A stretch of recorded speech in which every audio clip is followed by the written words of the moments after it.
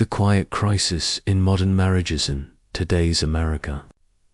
Many young marriages are collapsing, not always because of infidelity or abuse, but because of something quieter, colder, and far more destructive: contempt. It often begins when expectations collide with reality. A man loses his job, a business fails, a dream collapses, money runs thin, and suddenly love is tested. In too many modern marriages, especially among younger couples, financial failure becomes moral failure. Respect erodes, words sharpen, control creeps in. One spouse begins to dominate, judge, and belittle the other, not with fists, but with looks, silence, sarcasm, and withdrawal of honor. The Bible has a word for this kind of marriage. It calls it broken. This essay examines modern marital conflict, particularly when men are shamed or dismissed for financial struggle, through the lens of Scripture, not culture, ideology, or resentment. The goal is not to attack women, but to expose sin wherever it exists, and call marriages back to God's design. Money as a false measure of worth. American culture preaches a dangerous gospel. Your value is your income. Men are told their worth is provision. Women are told security is everything. When this idol enters marriage, love becomes conditional. Scripture warns us directly: those who want to get rich fall into temptation and a trap, and into many foolish and harmful desires. 1 Timothy 6-9. The problem is not money itself. It is what money replaces. When financial success becomes the foundation of respect, marriage stops being covenant and becomes transaction. In many struggling households today, men are not rejected because they are cruel, lazy, or immoral, but because they are weak in a season. And weakness, in a culture obsessed with power, is treated as failure. Yet Scripture says the opposite. God chose what is weak in the world to shame the strong. 1 Corinthians 1:27. When a spouse, man or woman, looks down on the other because of financial hardship, they are not standing on righteousness. They are standing on pride. Contempt, the sin that destroys marriage. Jesus spoke more about the heart than behavior. Why? Because contempt kills before actions ever do. Modern psychology confirms what Scripture already knew. Contempt is the #1 predictor of divorce. The Bible calls contempt a grave sin. Whoever mocks the poor insults his maker. Proverbs 17:5. A husband who cannot provide in a season is not an enemy. A wife who fears instability is not evil. But when fear turns into control and disappointment turns into disrespect, the marriage crosses into spiritual danger. Ephesians 5:33 commands, "Each one of you must love his wife as he loves himself, and the wife must respect her husband."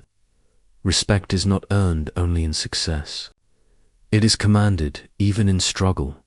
When a spouse withholds respect because the other is not enough, they are rebelling not against a person, but against God's order. Control is not strengthened.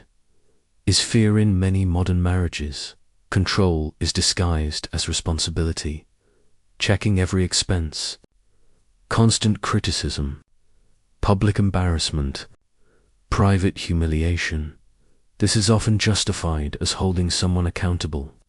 But the Bible draws a clear line. Love is patient. Love is kind. It does not dishonor others. 1 Coríntios 13, 4-5. Control does not come from confidence, it comes from fear. Fear of instability. Fear of loss. Fear of being dragged down when one spouse seeks to dominate the other emotionally or spiritually. The marriage shifts from partnership to power struggle. Jesus rejected this model completely. The rulers of the Gentiles lord it over them.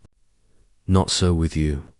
Matthew 20:25-26. Any marriage ruled by dominance, emotional, or spiritual is no longer Christian. The biblical role of the husband and its misuse. Scripture calls husbands to lead, but leadership is not tyranny. Husbands, love your wives, just as Christ loved the church and gave himself up for her. Ephesians 5:25. Christ's leadership looked like sacrifice, not control. Like humility, not ego. Like the cross, not the throne. But when men fail financially or emotionally, many modern marriages do not respond with grace. They respond with judgment. Yet, Scripture never ties a man's spiritual worth to his paycheck. Job lost everything, yet God called him righteous. Joseph spent years in prison, yet God favored him. Jesus himself lived without wealth and was mocked for it. If God does not despise a man in ruin, why should a spouse? When women carry the weight and lose compassion, this truth must also be spoken. Many women today are exhausted. They carry financial pressure, emotional labor, fear for their children's future. Scripture acknowledges this burden, but it never gives permission to despise one's husband. A wise woman builds her house, but with her own hands the foolish one tears hers down. Proverbs 14:21. A marriage collapses not when money runs out, but when honor does. Contempt may feel justified in the moment, but it poisons intimacy, crushes identity, and drives men into silence, addiction, or despair. The Bible calls wives to strength, but strength rooted in wisdom and grace, not humiliation. God's view of a broken man. The most dangerous lie in modern marriage is this: if you can't provide, you don't deserve respect. Scripture demolishes that lie. The Lord is close to the broken-hearted and saves those who are crushed in spirit. Psalm 34:18. A man at rock bottom is not abandoned by God. He is seen. When a spouse mocks, controls, or belittles a struggling partner, they place themselves opposite God's posture. God restores. Pride crushes. Redemption begins with humility. Both sides. The Bible does not excuse laziness, irresponsibility, or abuse, but it also never excuses cruelty disguised as realism. Healing begins when both spouses repent. Men repent of passivity, avoidance, and pride. Women repent of contempt, control, and comparison. Marriage was never meant to be a competition of power. It was meant to be a union of grace. Submit to one another out of reverence for Christ. Ephesians 5:21.